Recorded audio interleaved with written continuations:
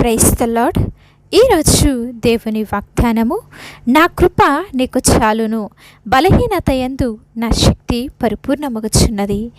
కొరింథీయులకు రాసిన 2వ పత్రిక 12వ అధ్యాయము 9వ వచనము. ప్రియ సహోదరి సహోదరులారా, మనము సంపాదించుకోలేనిది, మనకు అర్హత లేకపోయినా దేవుడు ఉచితంగా ఇచ్చేదే దేవుని యొక్క కృప.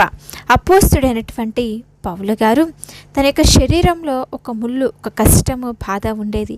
దానిని తొలగించమని ఆయన దేవుణ్ణి 3 సార్లు వేడుకున్నాడు. అయితే దేవుడు ఆ ముళ్ళును తీసివేయలేదు, కానీ దానికి బదులుగా నా కృప నీకు చాలును అన్నటువంటి గొప్ప వాగ్దానాన్ని ఇచ్చాడండి. ఈనాడు మన జీవితాల్లో కూడా అనారోగ్యము, ఆర్థిక ఇబ్బందులు లేదా మానసిక ఒత్తిడి రూపంలో అనేక ముళ్ళు మన జీవితాలలో, శరీరంలో, కుటుంబాలలో ఉండవచ్చు.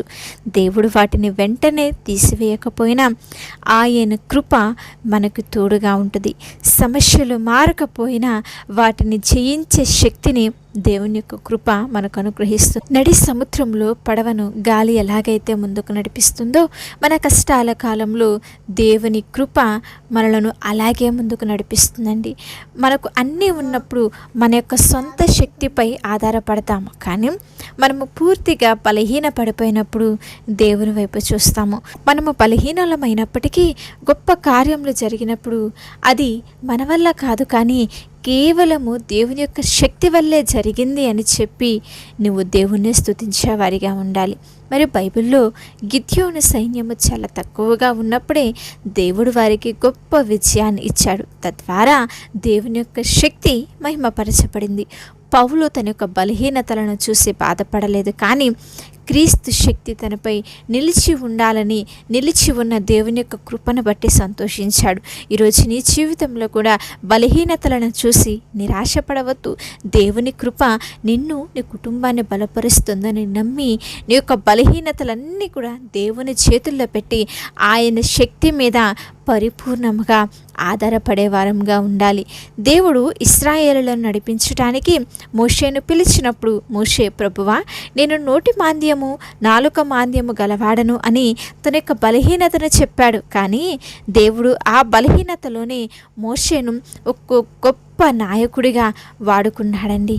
ఒక గాలిపటము ఆకాశంలో పై ఎగరటానికి దానికి ఎదురుగా వచ్చే గాలి ఎంతో అవసరమో, గాలి లేకపోతే గాలిపటం ఎగరలేదు. అలాగే మన జీవితంలో వచ్చే శ్రమలు, బలహీనతలు మనలను క్రింద పడేయటానికి కాదు, దేవుని కృప ద్వారా మనలను మరింత ఉన్నతమైనటువంటి ఆత్మీయ జీవితంలో ఎదగటానికే మరి ఈ శ్రమలు, కష్టాలు వస్తున్నాయి అని మనము దేవుని యందు విశ్వాసం ఉంచి నమ్మకం ఉంచాలి. అలాగే పెయింటింగ్ వేసే వాళ్ళని ఒకసారి చూస్తే, ఒక అందమైనటువంటి నక్షత్రాలను గీయాలంటే ఆ చిత్రకారుడు తెల్లటి కాగితం కంటే నల్లటి చీకటి అవసరం కదా.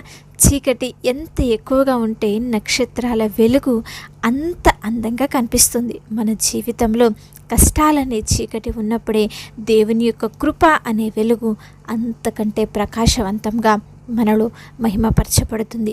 కనుక ప్రియ సహోదరి సహోదరులారా, అపోస్తుడైనటువంటి పౌలు తన జీవితంలో ఉన్న ఆ ముళ్ళను తీసివేయమని 3 సార్లు ప్రార్థించాడు, కానీ దేవుడు సమస్యను తీసివేయలేదు. దానికి బదులుగా శ్రమను తట్టుకుని కృపనిచ్చినట్లుగా ఈరోజు మీ జీవితంలో ఉన్నటువంటి ముళ్ళు ఏంటి? అది అనారోగ్యమా? ఎన్ని ప్రార్థనలు చేసినా మారినటువంటి ఆర్థిక ఇబ్బందులా? కుటుంబంలో నెమ్మది లేకపోవటమా? లేదా బలహీనతలా? ఆర్థికపరమైనటువంటి సమస్యలతో వేదన పడుచున్నావా? కుటుంబంలో నెమ్మది లేదని చెప్పి నిరాశపడుచున్నావా? నేను ఒంటరిని, నా వల్ల ఏది కాదు అని నిరాశపడిన పరిస్థితుల్లో నువ్వున్నావేమో.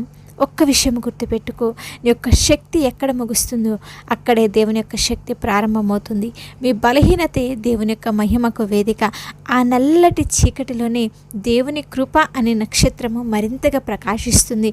మనము పగిలిన మట్టి పాత్రలమే కావచ్చు, కానీ మన ద్వారానే దేవుని యొక్క వెలుగు లోకానికి కనబడుతుంది. కనుక మన బలహీనతలను చూసి ఏడవటం మానేసి పౌలు వలె దేవుని కృపను బట్టి సంతోషిద్దాము. దేవుడిచ్చే ఆశీర్వాదములను, దీవెనలను మెంటుగా మన జీవితాలలో పొందుకుందాము. చిన్న ప్రార్థన చేసుకుందాం. మహాపరిశుద్ధుడా, ప్రేమ కలిగిన పరలోకపు తండ్రి, ఉన్నతమైన కృప కలిగిన శక్తి కలిగిన మీ నామమునకే స్తోత్రములు. ఈనాడు మీ వాక్యం ద్వారా మాతో మాట్లాడినందుకు మీకే స్తోత్రములు. అవును ప్రభువా, నా కృప నీకు చాలును అని మీరు ఇచ్చిన వాగ్దానమునకై మీకే మహిమ చెల్లించుచున్నాం. ఈనాడు ఎందరో బిడ్డలు తమ జీవితాలలో ఉన్నటువంటి కష్టాలనే ముళ్ళును చూసి మానసిక వేదనతో నా వల్ల కావటం లేదని అనేక మంది కన్నీరు విడుస్తున్నారు తండ్రి. వారి యొక్క శక్తి అంతమైపోయిన ఈ స్థితిలో నీ ఆత్మ ద్వారా, మీ యొక్క శక్తి ద్వారా వారిని పైకి లేవనెత్తమని ప్రార్థిస్తున్నాం. వారి కష్టంలో మారకపోయినా వాటిని జయించే కృపను బిడ్డలకు మీరు దయచేయమని వేడుకొనుచున్నాం. వారి యొక్క బలహీనతలన్నీ కూడా మీ చేతుల్లో పెడుచుండగా నీ యొక్క మహిమ ద్వారా బిడ్డల జీవితాలలో ఆశీర్వాదములను, దీవెనలను కుమ్మరించమని వేడుకొనుచున్నాం. వాక్యం విన్న ప్రతి ఒక్క హృదయంలో బలపరచండి. అధైర్యపడిన వారికి నూతన బలమును ప్రసాదించమని వేడుకొనుచున్నాం. కుటుంబాలలో, జీవితాలలో నెమ్మదిని దయచేసి నీ యొక్క కృపను అనుగ్రహించి నీ బలమైన చేతి కింద తండ్రి నిన్ను ఎరిగి నడిచే బిడ్డలుగా, నీ నామాన్ని మహిమపరిచే బిడ్డలుగా, పౌలు వలె ధైర్యంగా నీ సన్నిధిలో ముందుకు సాగే బిడ్డలుగా ఉండుటకు నీ కృపను దయచేయమని మా ప్రభువును రక్షకుడైన యేసుక్రీస్తు వారి అతి పరిశుద్ధమైన నామంలో ప్రార్థిస్తున్నాము తండ్రి. ఆమేన్. అలాగే మీ ప్రార్థన అవసరతలు తెలియచేయండి. దేవుని ఉన్నతమైన కృప మీకు, మీ కుటుంబాలకు తోడై ఉండి నడిపించు.